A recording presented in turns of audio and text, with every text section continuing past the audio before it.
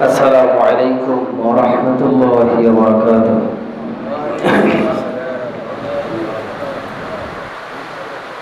الحمد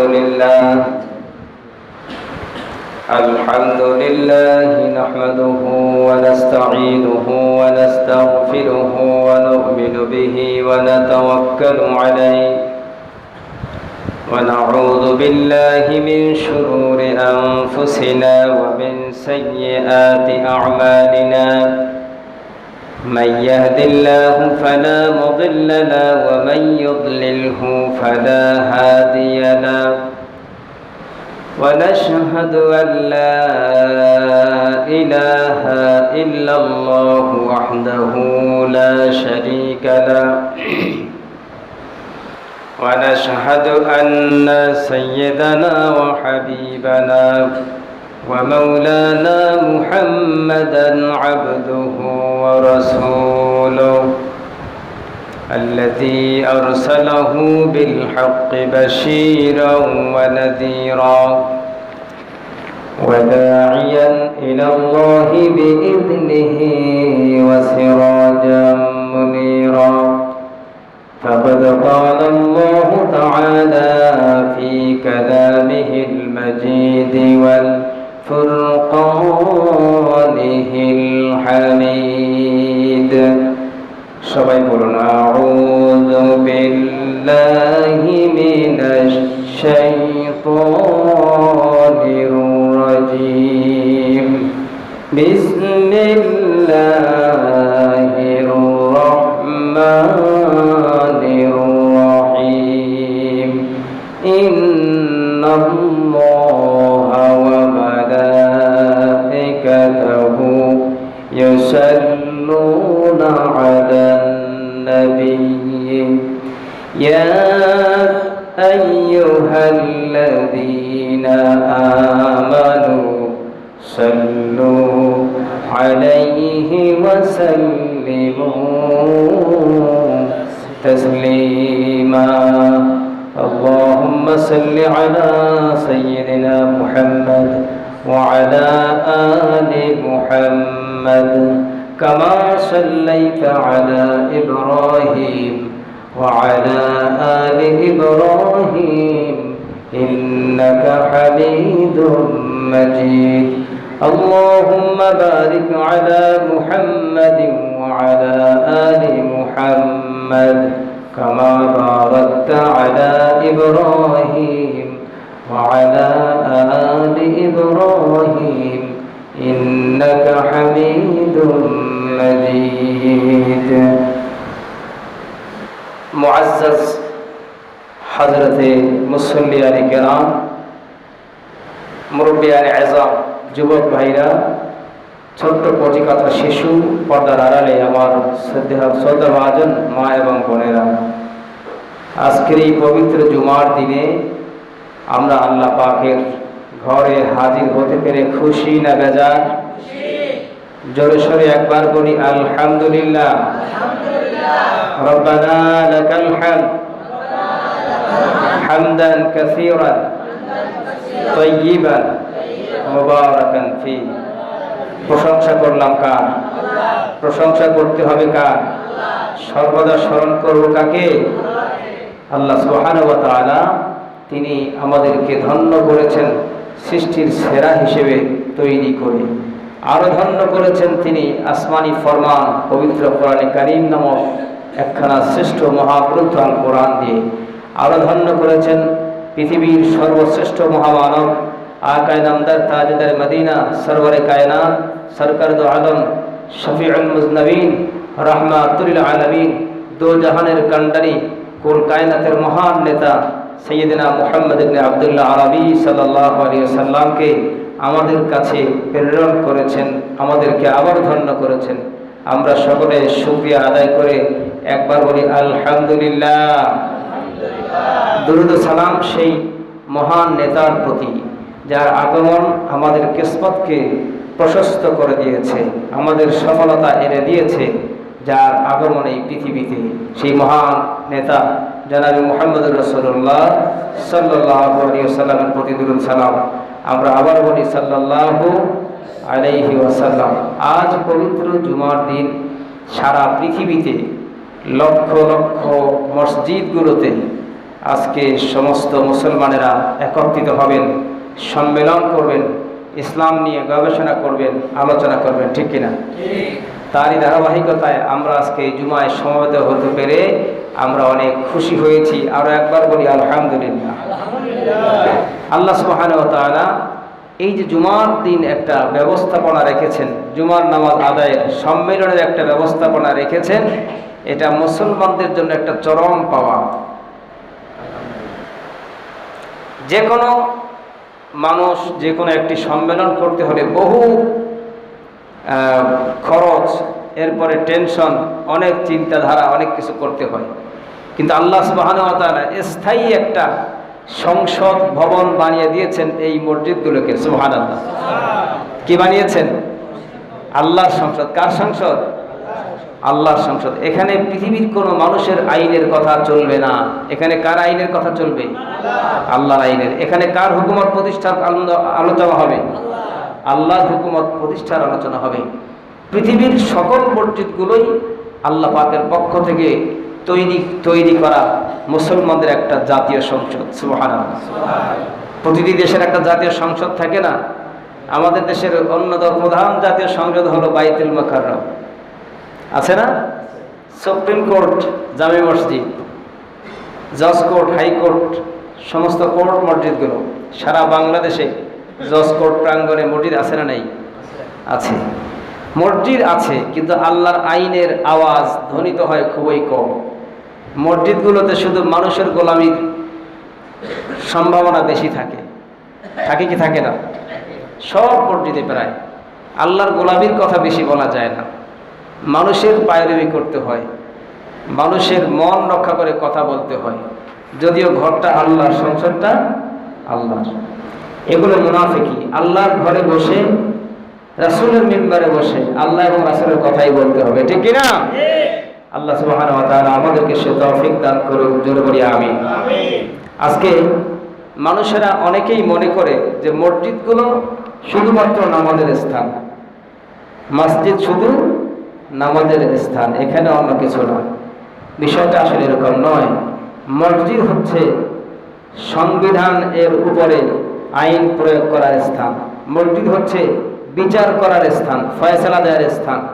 মসজিদ হচ্ছে মানব জাতির সকল সমস্যার সমাধান দেওয়ার স্থান, ঠিক কিনা? আজকে মসজিদগুলো মরা মসজিদের মতো হয়ে গেছে। মসজিদ আছে, মসজিদে প্রাণ নেই, কারণ সেখানে মুনাফিকি, ফাসিকি এসব চলে, শিরকি, বিদআত। আল্লাহ পাক এগুলো থেকে আমাদের মসজিদগুলোকে মুক্ত করে দিন। সবাই বলি আমিন। মসজিদ এটা আরবি শব্দ। মসজিদুন এটা আরবি শব্দে ইসমে জরফের সিগা, ইসমে জরফের শব্দ, আর এটা জরফে জামান, জরফে মাকান, অর্থাৎ সিজদা দেওয়ার স্থান। সিজদা দেওয়ার স্থান, যেখানে সিজদা দেওয়া হয় সেই জায়গাটা কি পবিত্র থাকতে হবে না অপবিত্র? অপবিত্র জায়গায় সিজদা হবে? হবে না। পবিত্র জায়গায় সিজদা দেওয়া হয়। তো এই টোটালটা হলো মসজিদ। আর যেখানে বসে আমি আলোচনা করছি, খুতবা দিচ্ছি, এটা হলো মিম্বার। এটার নাম কি? মিম্বার। এরপরে মিম্বারের ঠিক পিছনের জায়গাটা, যে জায়গাটা আছে, সেটার নাম হচ্ছে মেহরাব। সেটার নাম কি? বলেন না, সেটার নাম কি? মেহরাব। আরবিতে হারবুন শব্দের অর্থ যুদ্ধ। হারব শব্দের অর্থ কি? বলেন, হারব শব্দের অর্থ কি? যুদ্ধ। আর মেহরাব এটাও ইসমে জরফের সিগা, এটাও জরফে মাকান। জরফ দুইটা, একটা হলো জরফে জামা, আর একটি হলো জরফে মাকান। যে এটা মেহরাব, এটা হলো জরফে মাকান, অর্থাৎ যুদ্ধের সরঞ্জাম রাখার স্থান। যুদ্ধের সরঞ্জাম রাখার স্থান কোনটা? সেটা কোনটা বলেন তো? এই যে মেহরাব, মিম্বারের সাথে যেটা থাকে, এটার নাম কি? মেহরাব, অর্থাৎ যুদ্ধের অস্ত্র রাখার স্থান। এখন আপনি এই মেহরাবে কি একটা পিস্তল রাখতে পারবেন? Machine gun, short gun, air গান, দোনলা বন্দুক, AK-47, কিছু ককটেল বোমা, ছুরি, চাকু রাখতে পারবেন? রাখা যাবে? রাখতে পারবে না। কারণ রাখলে পরে আপনি গ্রেফতার হবেন, মামলা হবে, জঙ্গিবাদী একটা মামলা দিয়ে আপনাকে ফাঁসিয়ে দেওয়া হবে। অর্থাৎ মসজিদের যে ভিতরে যে সিস্টেম ছিল সেটাকে বের করে দেওয়া হয়েছে, ঠিক কিনা? মসজিদের সাথে থাকবে একটা বিচারের একটা আসন, বিচারক, যিনি ইমাম সাহেব, তিনি বিচার করবেন। আসামি রাখা হবে, আসামির সাজা হবে সপ্তাহে একবার। প্রয়োজনে কোনো কোনো আসামির কতল হবে। কতল বুঝেন তো? কল্লা উড়িয়ে দেয়া। মসজিদের সামনেই হবে, সমস্ত মুসল্লির সামনে। যদি সারা পৃথিবীতে মসজিদগুলোতে ঠিক এই সিস্টেম থাকতো, সারা পৃথিবীতে সন্ত্রাস দুর্নীতি থাকার কোনো সুযোগ থাকতো না, ঠিক না বেটে? কিন্তু মসজিদগুলো থেকে সব বের করে নিয়ে আলাদা একটা সংসদ বানিয়ে মানুষদেরকে লুকোচুরি করার, বান্দামি করার, দুষ্টুমি করার একটা সুযোগ সৃষ্টি করে দেয়া হয়েছে। রাসূল করিম সাল্লাল্লাহু আলাইহি সাল্লাম তিনি বিচার কার্য করতেন মসজিদের ভিতরে না আলাদা সংসদে? কোথায়? মসজিদের ভিতরে। সুবহানাল্লাহ। আল্লাহ রাসূল যা করতেন মসজিদে, সেগুলো মসজিদে নিয়ে আসা দরকার। প্রত্যেকটা মসজিদ এমন হওয়া দরকার। ইউনিয়ন পরিষদ জামি মসজিদের যিনি প্রধান ইমাম, তিনি ইউনিয়ন পরিষদের চেয়ারম্যানের ভূমিকা পালন করবেন। তা আলাদা গম চোর, চাল চোর, আটা চোর, ত্রাণ চোর চেয়ারম্যান মেম্বারের দরকার নাই, ঠিক না বেঠিক? আপনারা বলেন, এত এত ঝঞ্ঝাট ঝামেলা, নির্বাচন, এই সেই কত কিছু দিয়ে একজন প্রতিনিধি বানানো হয়। একটা নির্বাচন পরিচালনা করতে কত টাকা পয়সা খরচ হয়, হয় কি হয় না? আইন শৃঙ্খলা বাহিনী থাকে, এরপরে ভোট কাস্টিং একটা সিস্টেম থাকে, সেখানে অফিসাররা থাকেন, চৌকিদার দফাদার থাকেন, সাংবাদিকরা থাকে, জনগণের উপস্থিতি, কত কিছুর পরে, এত আয়োজনের পরে একটা নির্বাচন হয়। নির্বাচিত হয়েছেন বিশিষ্ট চোর, বিশিষ্ট ফাঁকিবাজ, আছে না নাই? আছে না নাই? এরকম হচ্ছে। অথচ যদি এটা এমন সিস্টেম থাকতো যে দেশের যিনি আমির, যিনি জাতীয় মসজিদের প্রধান খতিব, তিনি হচ্ছেন চিফ জাস্টিস, প্রধান বিচারপতি, ঠিক না? আজকে তো হোমরা চোমরাকে প্রধান বিচারপতি বানানো হয়। এমন বিচারপতি, প্রধান বিচারপতি ছিল যে নাকি অর্থ লুটপাট করছে, মানি লন্ডারিং। এটা কি জানে বলা হয়? একটা মামলা তার বিরুদ্ধে দেওয়া হয়েছে। সাবেক যে প্রধান বিচারপতি ছিলেন তার বিরুদ্ধে একটা মামলা হয়েছে, রাষ্ট্রপক্ষ মামলা করেছে। সম্ভবত গ্রেফতারি পরোয়ানা জারি আছে। কার বিরুদ্ধে? সাবেক প্রধান বিচারপতির বিরুদ্ধে। নাউজুবিল্লাহ বলবেন না? এবং মুসলমানদের রাষ্ট্রের একজন প্রধান বিচারপতি একজন অমুসলিম, এটা সমস্ত মুসলমানদের জন্য একটা দুর্ভাগ্যজনক। আমি তখন অন্য মসজিদে খতিব ছিলাম, আমি প্রতিবাদ করেছি যে এত সংখ্যক মুসলমান থাকতে সেখানে একজন হিন্দু বিচারপতি, মুসলমানদের কি যোগ্যতা নাই? এরকম করা হয়েছে। তাহলে যিনি সুপ্রিম কোর্টের প্রধান বিচারপতি হবেন, তিনি হবেন দেশের রাষ্ট্রপতি। কথা বুঝতে পেরেছেন? যিনি রাষ্ট্রপতি তিনি কি হবেন? সুপ্রিম কোর্টের প্রধান বিচারপতি। আর তিনিই থাকবেন জাতীয় মসজিদের প্রধান খতিব। যদি এই সিস্টেম চালু হয়, ডিস্ট্রিক্ট যেই জেলা শহরে যে প্রধান মসজিদ থাকবে, সেই জেলা শহরের প্রধান মসজিদের যিনি খতিব থাকবেন তিনি থাকবেন ডিসি, জেলা প্রশাসক।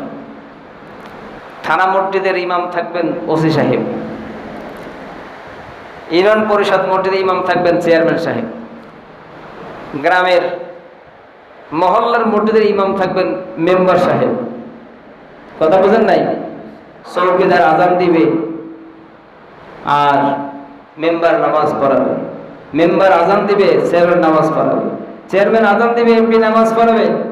এমপি আজান দিবে, মন্ত্রী নামাজ পড়াবে। মন্ত্রী আজান দিবে, প্রেসিডেন্ট সাহেব নামাজ পড়াবেন। এরকম যদি চিত্র হতো, পৃথিবীতে সন্ত্রাস থাকতো? থাকতো না। এগুলো যদি আমরা বলি, তাহলে কিছু কিছু মেরুদণ্ডহীন সাংবাদিক আছে, তারা আমাদেরকে পাগল বলবে বললো যে এরা মনে হয় বহু আগের লোক। এরকম বলে কি বলে না? বলে কি বলে না? কোরআনে কারীম যেটা চির আধুনিক একটা কিতাব পৃথিবীতে আল্লাহ পাক দিয়েছেন, কি একটা রত্ন! সুবহানাল্লাহ। নাই এমন কিছু কোরআনে নাই। সুবহানাল্লাহ। মানব জাতির জন্য প্রয়োজন এমন কিছু আল্লাহ বাকি রাখেন নাই। সুবহানাল্লাহ বলবেন না? সব কিছু তিনি কোরআনে দিয়েছেন। এটা আল্লাহ পাকের কথা থেকে বোঝা যায়।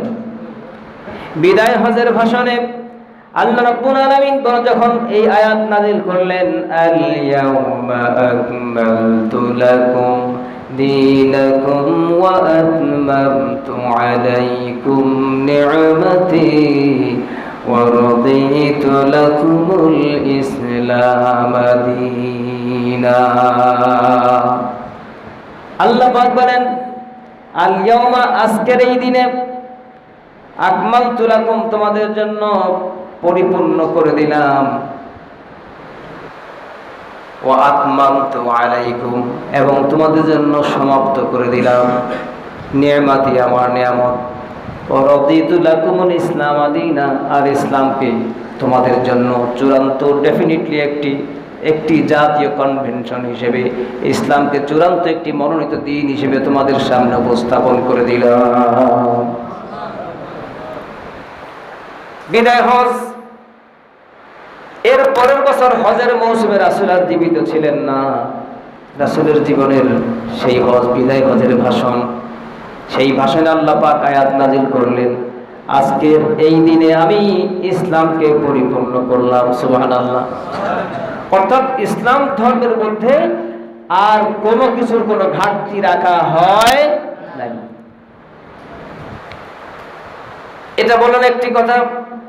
আরেকটি বললেন, ওয়া আতমামতু আলাইকুম নি'মাতি, ওয়া আতমামতু আলাইকুম, তাম্মাত করে দিলাম, কমপ্লিট করে দিলাম, সমাপ্ত করে দিলাম, নি'মাতি, আমার নিয়ামত।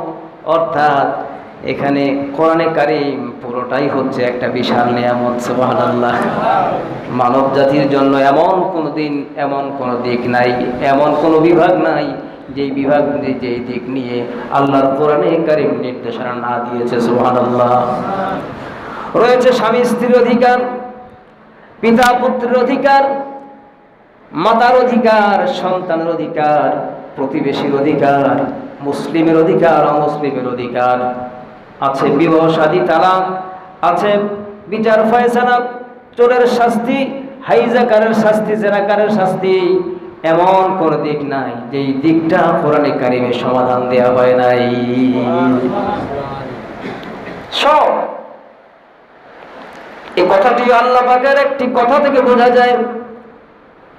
আল্লাহ রাব্বুল আলামিন অন্য একখানা আয়াতের ভিতরে ইরশাদ করেন, ওয়া নাযালনা আলাইকাল কুরআনা তিবয়ানান লিকুল্লি শাই। সুবহানাল্লাহ। আল্লাহ পাক বলেন, আমি এই কোরআনের ভিতরে প্রত্যেকটি বিষয় খুলে খুলে বর্ণনা করে দিয়েছি। জোরে বলুন সুবহানাল্লাহ। আপনি বিশ্বাস করুন আর নাই করুন, একবার আপনি কোরআনে কারীম হাতে নেন, অর্থ সহ, ব্যাখ্যা সহ, তাফসীর সহ আপনি কোরআনটা পড়েন, অন্য কোনো দিকে মনোযোগ দিবেন না, পরিপূর্ণ মনোযোগ দিয়া কোরআনুল কারীম শুরু থেকে পড়া শুরু করবেন। যতই পড়তে পড়তে সামনের দিকে যাবেন, ততই কলিজার ভিতরে সুখ শান্তি লাগতেই থাকবে। সুবহানাল্লাহ। আর কোরআনটা যখন খুলে খুলে পড়বেন, দেখবেন এই পৃথিবীতে বিভিন্ন টেলিভিশনে, সিনেমায় কত দৃশ্য দেখানো হয়, নাটক দেখানো হয়, কাহিনী দেখানো হয়, চিত্রনাট্য দেখানো হয়, গল্প গুজব দিয়ে কাহিনী তৈরি করে শুটিং করে দেখানো হয়। ওসব দেখে দেখে মানুষ একটু মজা পায়, আনন্দ পায়, ঠিক না বেঠিক? কিন্তু কোরআনে কারীম আপনি যখন শুরু থেকে শেষ পর্যন্ত পড়তে থাকবেন, আপনি দেখবেন এমন সুন্দর সুন্দর অভিনয়, এমন সুন্দর সুন্দর নাটক, এমন সুন্দর সুন্দর সিনারি, দৃশ্য এই আলোচনার মধ্যে বেশি উঠবে, যা পৃথিবীর কোনো নাটক এত সুন্দর নয়, কোনো সিনেমা এত সুন্দর নয়। সুবহানাল্লাহ বলুন। যেমন ধরুন, কোরআনে কারিমে যে ঘটনাগুলো আছে, এক একটা ঘটনা কত চমৎকার। সুলাইমান আলাইহিস সালাম মিটিং ডাকলেন, সবাই হাজির হলো, হুদহুদ পাখি নাই। আল্লাহু আকবার। তাম পৃথিবীর বাদশা আল্লাহ পাক যাকে বানালেন, যেই বাদশা মানুষের ভাষা বোঝেন, জিনের ভাষা বোঝেন, পশু পাখির ভাষা বোঝেন, কত বড় আশ্চর্য ঘটনা। এমন সিনেমা পৃথিবীতে কেউ কোনোদিন বানাতে পেরেছে নাকি? পেরেছে? পারে নাই, কোনোদিনও পারবে না। আল্লাহ পাক ভাষা শিখিয়েছেন সুলাইমান আলাইহিস সালাম, সব কিছুর ভাষা। পিঁপড়ায় কি কথা বলেছে সুলাইমান আলাইহিস সালাম বুঝে ফেলেছেন। সুবহানাল্লাহ। পিঁপড়ার সর্দার বলতেছে, ও আমার পিঁপড়ার দলেরা, তোমরা তাড়াতাড়ি করে গর্তের ভিতরে লুকিয়ে পড়ো, কারণ হযরত সুলাইমান আলাইহিস সালামের সেনাবাহিনী তোমাদের উপরে আসলে সব মারা করবা। সুবহানাল্লাহ বলবেন না? কত আশ্চর্য ঘটনা। এই পৃথিবীতে যত সিনেমা তৈরি হয়, এই পৃথিবীতে যত নাটক তৈরি হয়, সব হলো মিথ্যা, সত্যি কিনা? সব হলো কাল্পনিক, ঠিক কিনা? সব কাল্পনিক, কিন্তু বাস্তবিক সত্য কাহিনী দিয়া সব ঘটনাগুলো তৈরি করে আল্লাহ পাক মানব জাতির সামনে তুলে ধরলেন। যদি কোরআনে কারিমের শুরু থেকে শেষ পর্যন্ত এর ভিতরে ঢুকতে পারো, দুনিয়ার মানুষের তৈরি করা মিথ্যা বানোয়াট নাটক লাগবে না, সিনেমা লাগবে না, উপন্যাস লাগবে না, কাহিনী চিত্রনাট্য লাগবে না, যত রকম খেলাধুলা, যত রকম সিনেমা নাটক, যত রকম আনন্দ উপভোগ করার জন্য মানুষের জন্য দরকার, এই দুনিয়ার সব কিছুর চাইতে মহা আনন্দ কোরআনে কারিমের ভিতরে ঢুকা দিয়েছি।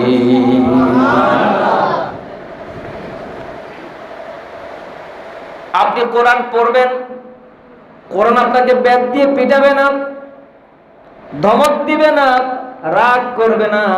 কোরআন একটা নীরব ভাষায় আপনাকে বুঝিয়ে দিবে সবকিছু ব্রেনের মধ্যে।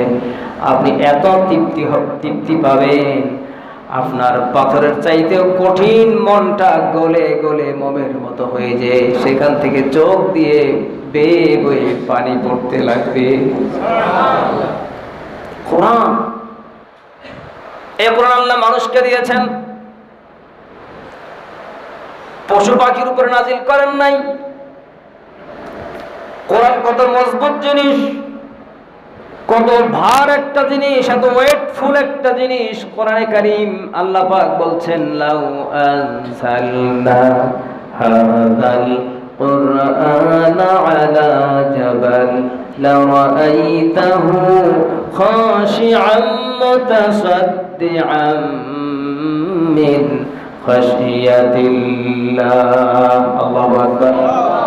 আল্লাহ বলছেন, লাউ আনজালনা হাযাল কুরআন, আমি যদি এই কোরআনকে নাজিল করতাম আলা জাবাল, পাহাড়ের উপরে, লারাআইতাহু, ও মুহাম্মদ সাল্লাল্লাহু আলাইহি ওয়াসাল্লাম, অবশ্যই তুমি দেখতা, খাশিআম মুতাসাদ্দিআম মিন খাশিয়াতিল্লাহ, আল্লাহর ভয়ে কোরআনের ভার সইতে না পেরে পাহাড় গলে গলে খসে খসে ভ্যানিশ হয়ে যেত। সুবহানাল্লাহ। কি আশ্চর্য কিতাব! হুদহুদ পাখি নাই, একটা পাখি নাই, সব আসছে কিন্তু একটা পাখি নাই, সেটা সুলাইমান আলাইহিস সালামের চোখে পড়ে গেছে। সুবহানাল্লাহ। এই চমৎকার ঘটনা কোথায় আছে? কোরআনে আছে। পিতার বয়স 40 বছর আর ছেলের বয়স 120 বছর হয়ে গেছে। সুবহানাল্লাহ। জোরে বলেন না সুবহানাল্লাহ। বাবার বয়স কত? আসতে বলছে। বাবার বয়স 40, ছেলের বয়স 30। দেখছেন নাটকের শুরু কি, ঘটনার শুরু কি? যদি শুরুতে এই ঘটনা দেয় যে এই ঘটনার ভিতরে দেখানো হবে, সিনেমা হল খালি থাকবে না, কানায় কানায় ভরে যাবে। যখন বলেন যে এমন একটা ঘটনা আসছে, ছবি কি, ছেলের বয়স 120 আর বাবার বয়স হলো 40, হলে জায়গা হবে শব্দ বর্ণনা দেখার জন্য?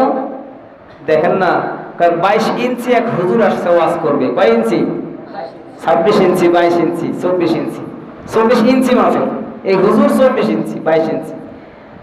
মাঠে জায়গা নাই, ওই রিয়াল জায়গা। আল্লাহু আকবার। এটা আকর্ষণ। আল্লাহ পাক এমন একটা আকর্ষণ রেখে দিলেন, ছেলের বয়স 120 বছর, পিতার বয়স মাত্র 40 বছর। জোরে বলেন সুবহানাল্লাহ। কোরআনে কারিমের 3 নম্বর পারায় আয়াতুল কুরসির পরে এই ঘটনা আছে। সুবহানাল্লাহ বলেন। কি আশ্চর্য কাহিনী, দুনিয়ার সকল সিনেমাকে হার মানিয়ে ফেলেছে। সুবহানাল্লাহ। হযরত ওজাইর আলাইহিস সালাম বাচ্চার অত্যাচার, নির্যাতন, নিপীড়নে জেলখানায় বন্দী হলেন। এটা স্বীকৃত কথা, সত্যি কথা। হকের পথে কথা বললে, ন্যায়ের পক্ষে কথা বললে নির্যাতন আছে না নাই? ইমাম মালিক জেল খেটেছেন, ইমাম আহমদ ইবনে হাম্বল জেল খেটেছেন, ইমাম আবু হানিফা রাহমাতুল্লাহ আলাইহি জেল খেটেছেন। ইসলামের মহান মহান মনীষী যারা ছিলেন প্রত্যেকেই জেল খেটেছেন রাষ্ট্র শক্তির দ্বারা। কারণ রাষ্ট্র সব সময় ইসলামের প্রতি অন্যায় করেছে, জুলুম করেছে। রাষ্ট্র সব সময় শিরকি করেছে, রাষ্ট্র সব সময় কুফরি করেছে, রাষ্ট্র সব সময় অন্য অত্যাচার বিচার দিয়ে সমাজ পরিপূর্ণ করে রেখেছে। ঠিক কিনা? কিন্তু আল্লাহর কোরআন, রাসূলের সুন্নাহ, ইসলাম, আলেম ওলামা, পীর দরবেশরা সব সময় সত্যের বাতি জেলে জেলে রাষ্ট্রকে সংশোধন করার চেষ্টা করেছে। যখনই রাষ্ট্রের গায়ে আঘাত লেগেছে তখনই তারা জুলুম নির্যাতন শুরু করেছে। ঠিক কিনা? সেই জুলুম নির্যাতন আগে ছিল, এখন আছে না নাই? এখন আছে না নাই? আছে। তাই তো আলেম ওলামারা জেলখানায় বন্দী থাকে। আপনারা ভয় পান? আমি ভয় পাই না। এক আল্লাহ ছাড়া কাউকে ভয় পাই না। কত চোর ডাকাত বদমাস আরামে এসে বাহিরে ঘুরতেছে, সমস্যা নাই। মুফাসসিরে কোরআন কোরআনের তাফসীর করে, আল্লাহর কথা বলে, তারা বন্দী। ঠিক কিনা বেঠি? এর চেয়ে বড় জুলুম আর কিছুই হতে পারে না। আমার আল্লাহ কোরআনে কারিমের 30তম পারায় সূরা আল বুরুজের ভিতরে ইরশাদ করেন, وَمَا نَقَمُوا مِنْهُمْ إِلَّا أَن يُؤْمِنُوا بِاللَّهِ الْعَزِيزِ الْحَمِيدِ। আল্লাহু আকবার। কোরআনের আয়াত যখন শোনেন খারাপ লাগে না ভালো লাগে? আরো জোরে বলেন, খারাপ লাগে না ভালো লাগে? কোনদিন কেউ কি বলতে শুনেছেন যে 6666 আয়াত অথবা আরেকটি হিসাবের মধ্যে কোন ছোট ছোট 3 আয়াতকে এক আয়াত হিসাব করে আরেকটা হিসাব হয়েছে 6236টি আয়াত? এই যে 6000 উপরে আয়াত, কেউ কি কোনোদিন বলতে পারবেন একটা আয়াত সারা জীবন শুনতেছেন কিন্তু এখন শুনতে মন চায় না, খারাপ লাগে? এমন কথা কেউ কোনোদিন বলছে নাকি?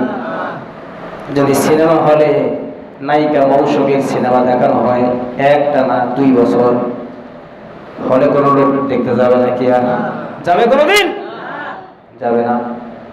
শাহরুখ খানের কোন শুটিং যদি দেখানো হয় একটা না 2 বছর, হলে কেউ যাবে নাকি? পরিচালকদেরকে ধরে জুতা মারবে, আর দেখবো না অন্যটাতে। ঠিক নেবে? ঠিক।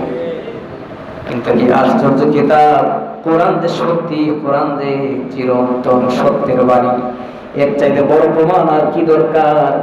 যুগ যুগ ধরে, বছরের পর বছর, 1 বছর 2 বছর নয়, আজ থেকে 1400 বছর পর্যন্ত তিলাওয়াত হচ্ছে আলহামদুলিল্লাহি রাব্বিল আলামিন আর রহমানির রহিম মালিকি ইয়াউমিদ্দিন ইয়্যাকা না'বুদু ওয়া ইয়্যাকা নাস্তাঈন। সুবহানাল্লাহ। একটা একটা আয়াত বলতে বলতে যতই সামনের দিকে যাচ্ছি মজা বাড়লো না কমলো? জোরে বলেন, বাড়লো না কমলো?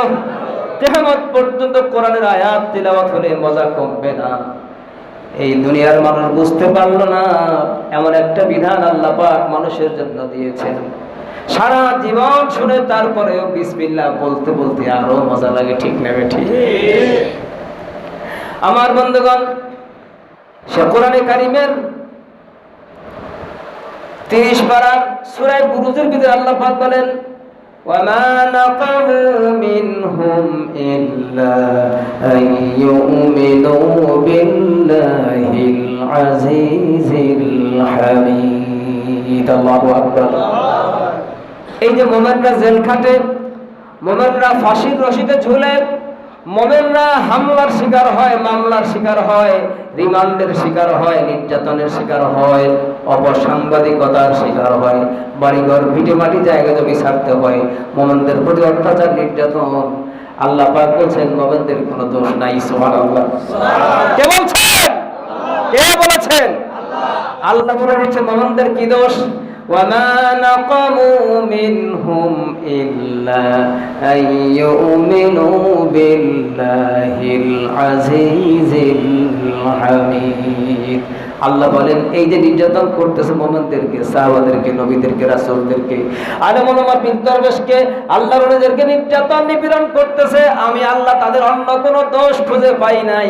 একটা দোষ আমি আল্লাহ ওদের খুঁজে পেয়েছি, কি? إلا أن يؤمنوا بالله العزيز الحميد। এদের একটাই দোষ, তারা মহাপরাক্রমশালী আল্লাহর প্রতি ঈমান এনেছে। আল্লাহু আকবার। এটাই তাদের অপরাধ।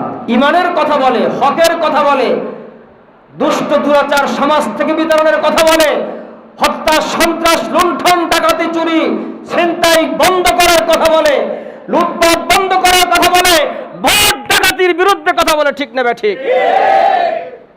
এটাই তাদের অপরাধ, এটাই তাদের অপরাধ। তারা ন্যায়ের পক্ষে কথা বলে, এটাই তাদের অপরাধ। যদি হক প্রতিষ্ঠা হয়, সমাজ যদি ন্যায় প্রতিষ্ঠিত হয়ে যায়, অন্যায়কারীদের অসুবিধা হয়ে যাবে, ঠিক না ঠিক? আর অন্যায়কারী কারা?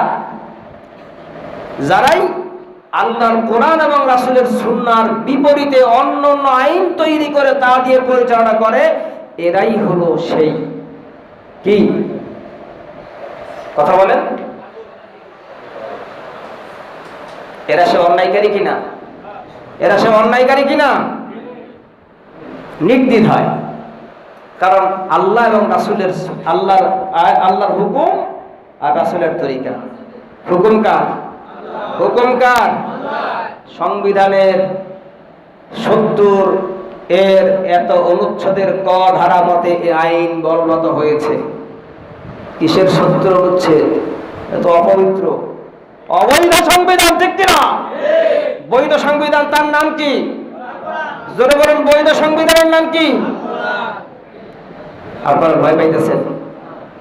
আমি প্রধানমন্ত্রীকে জিজ্ঞেস করব, বিরোধী দলীয় যিনি সাবেক প্রধানমন্ত্রী ছিলেন তাকেও জিজ্ঞেস করব, রাষ্ট্রপতিকে জিজ্ঞেস করব, ওনারা মুসলমান, ওনাদেরকে জিজ্ঞেস করব, প্রধানমন্ত্রী আপনার সংবিধান কি?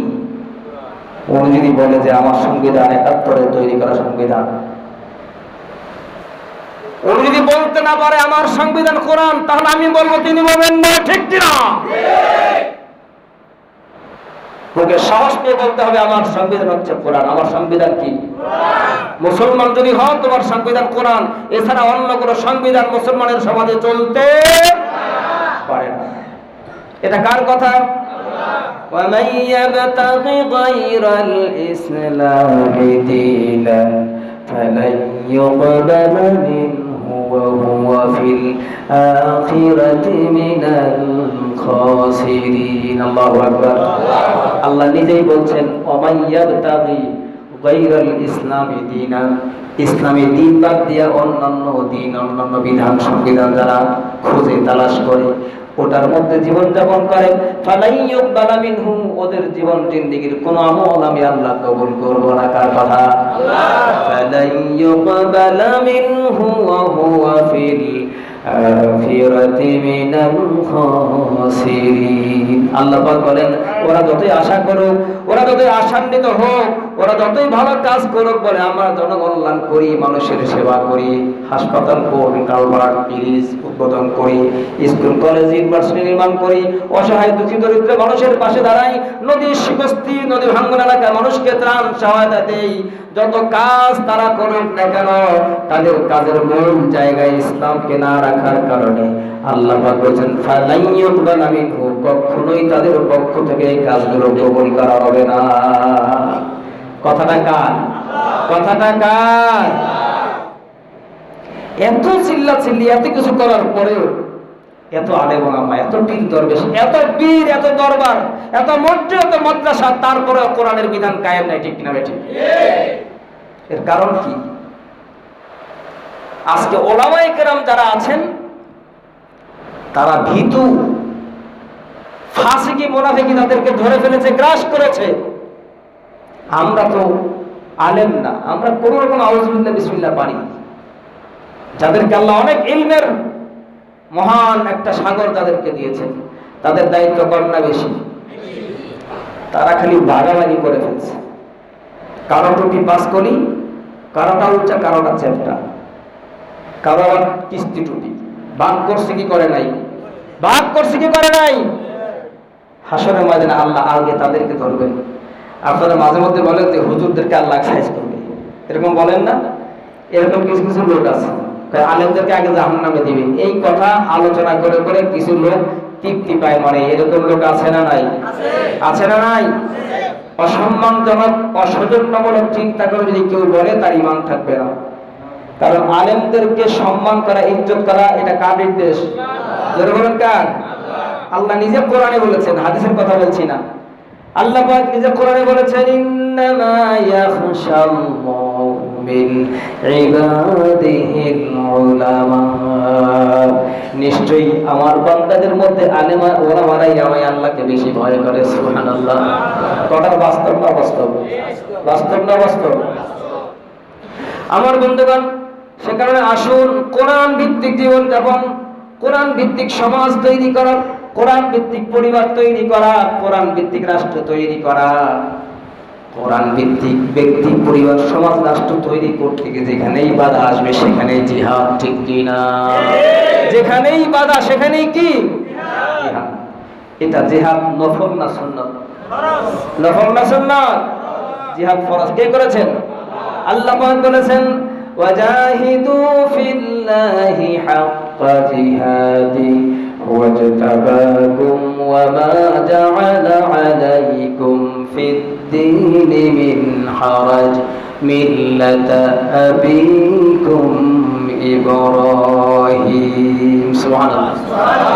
জিহাদ ফরজ করেছেন কে? জিহাদ কে ফরজ করেছেন? আবার আয়াতে শেষে বললেন কি মিল্লাতা আবিকুম ইব্রাহিম, ইব্রাহিম তোমাদের জাতির পিতা। সুবহানাল্লাহ। ও আমার দেশের ভাইরা, আমাদের জাতির পিতা কে? জোরে বলুন কে? জাতির পিতাকে জোরে বলুন। জাতির পিতার নাম কি? হযরত ইব্রাহিম আলাইহিস সালাম। বঙ্গবন্ধুকে জাতির পিতা কেন বলেন? এটা বলে তাকে বড় করতে চান?